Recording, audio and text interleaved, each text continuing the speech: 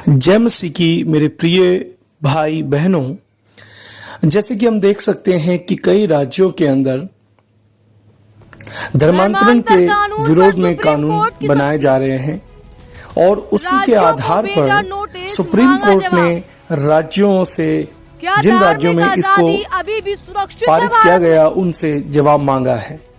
और ये बहुत ही अच्छी खबर है क्योंकि हमारा जो देश है वो एक इस प्रकार का देश है जिसमें सारी जातियां, सारे धर्म एक साथ मिलकर इस देश में रहते हैं और यही हमारे देश की खूबसूरती है।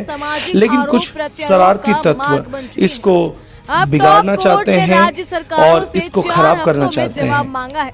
लेकिन जो सुप्रीम कोर्ट ने जो सख्ताई दिखाई है हम उसका आदर करते हैं क्योंकि उन्होंने दिखाया है कि न्याय अभी भी जिंदा है।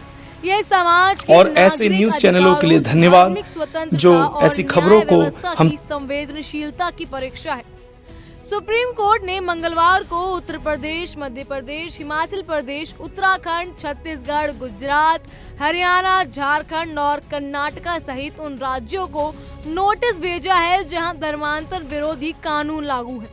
ये वो राज्य हैं जहां राजनीतिक दलों की झुकावें इस विषय पर अक्सर स्पष्ट दिखी हैं और ये राज्य कानून को लागू करने में बड़े पैमाने पर हस्तक्षेप करते हैं।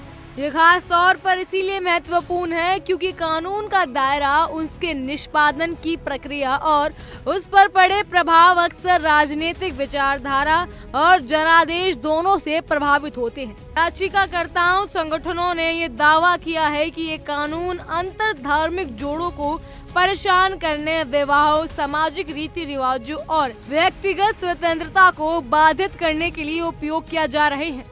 याचिकाएं जमीयत उलेमा ए हिंद और citizen for justice and peace जैसी संगठनों ने दायर की है। उनका कहना है कि इन कानूनों का इस्तेमाल किसी की धर्म परिवर्तन की स्वेच्छा की बजाय उसे दबाव में या सामाजिक व राजनीतिक बहसों के केंद्र में लाने के लिए किया जा रहा है।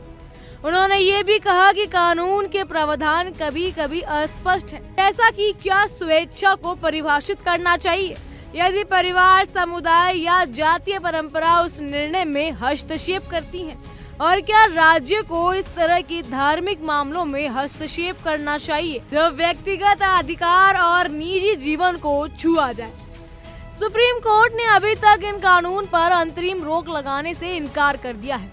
अदालत ने कहा कि पहले राज्य सरकारों से जवाब आने चाहिए, उसके बाद याचिकाकर्ताओं को अपनी दलीलें प्रस्तुत करने का मौका मिलेगा। सुनवाई 6 हफ्ते बाद प्रस्तावित है।